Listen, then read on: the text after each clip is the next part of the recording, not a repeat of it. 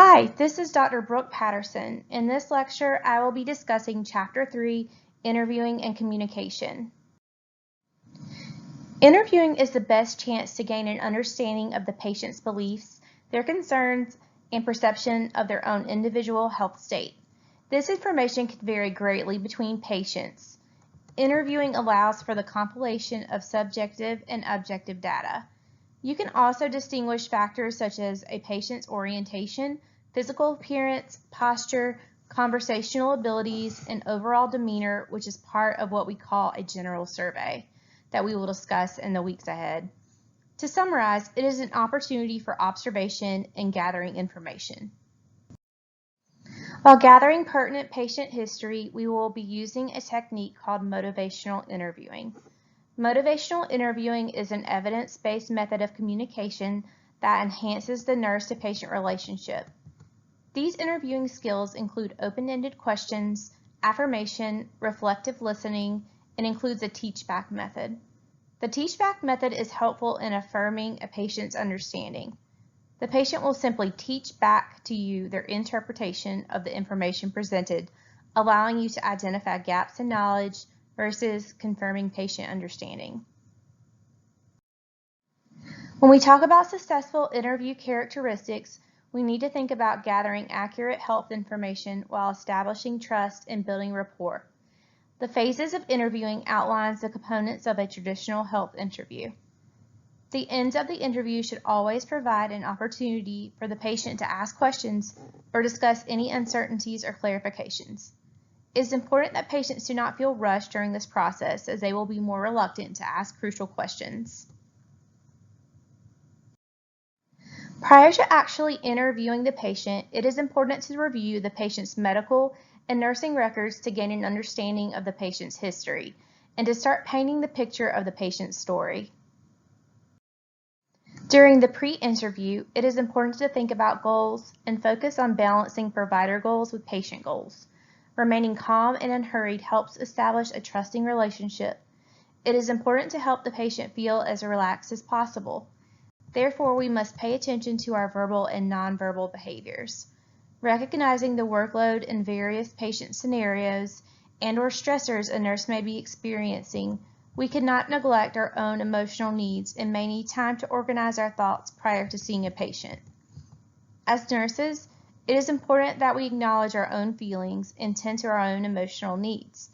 Prior to interviewing a new patient, it may be vital for us to take a few minutes, a break as able, some deep breaths, go to the restroom, or just take a moment to gather our thoughts and feelings so we can be productive interviewers, listeners, and build trusting relationships. For our patients to feel comfortable enough to open up to us and disclose accurate and private information, not only do we want to facilitate trust, but comfort is important as well. Think about how the patient is feeling and if there are things that we can do to help them become more comfortable. How are they positioned? Are they cold? Can we offer them a blanket? Are they in pain? There are many simple interventions that we can do to create a comfortable interview environment. While it is important to take notes and to document while the patient is talking, it is important not to let these notes or electronic health records distract you from looking at and engaging with the patient. Especially when the patient is discussing a sensitive, private, or disturbing information, it is imperative to only focus on the patient in those moments. These behaviors foster a caring and trusting environment. Again, I do not want you to get caught up in memorizing the different phases of an interview, but I want you to understand the logic and flow of this process. Remember, when you first greet your patient, after you introduce yourself, be sure to address them by their formal last name unless they instruct you to refer to them by a certain name. Make sure that you acknowledge and greet other visitors in the room. It is so important that although there may be visitors in the room, remember to still acknowledge the confidentiality of the patient's information. You will want to ask the patient's permission to continue the interview with visitors present. Be mindful that there are cultural differences and try to respect each patient and family's wishes. To establish the agenda, the first thing we need to know is the chief complaint or the reason for seeking care in the patient's own words. Remember to use open-ended questions that allow the patient to elaborate and not yes/no questions initially. Remember, the first problem that the patient talks about may not be the priority problem, and there may be multiple concerns. Motivational interviewing and active listening skills help us to understand a patient's story. It is important to try not to interrupt a patient or add new information. It is important to identify and respond to a patient's emotional cues and to modify or adjust the interview accordingly.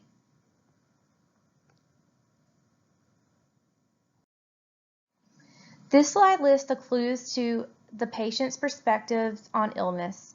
Be sure to pay attention to their speech and volume, behavior, and eye contact. These emotional cues can help us to better understand the patient perspective.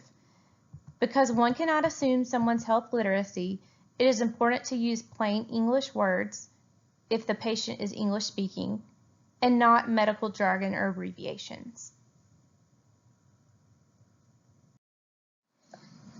To begin generating and testing diagnostic hypotheses, we first use open-ended questions to hear the patient's story in their own words. Then, as the interview continues, we start to ask more specific questions. For example, old cart, the 7 features of every symptom.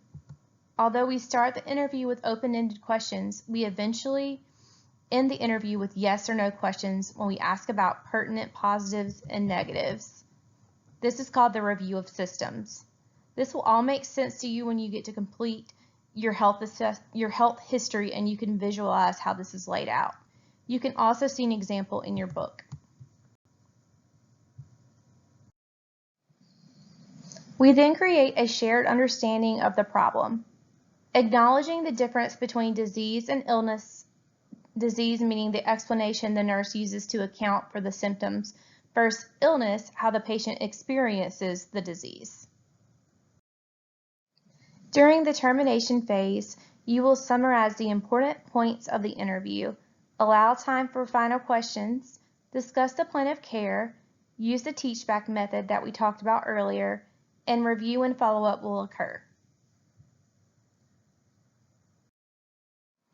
Keep in mind these therapeutic communication techniques.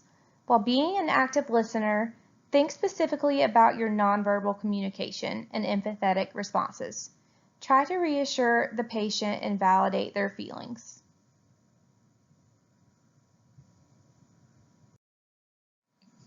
As mentioned previously on slide 6, there are different types of communication when interacting with patients. There is both verbal and nonverbal communication. Verbal communication refers to the words you speak and also your tone in the conversation. Nonverbal communication refers mostly to body language. It is very important to be aware of both verbal and nonverbal communication to help gain an accurate picture of the patient's health status and establish trust. If the patient is sitting or lying down inappropriate, try to sit with your patient on eye level. This is helpful in making them feel like they are not being rushed and signifies that you care about what they are saying as opposed to standing over them or talking while standing at the door far away from the patient.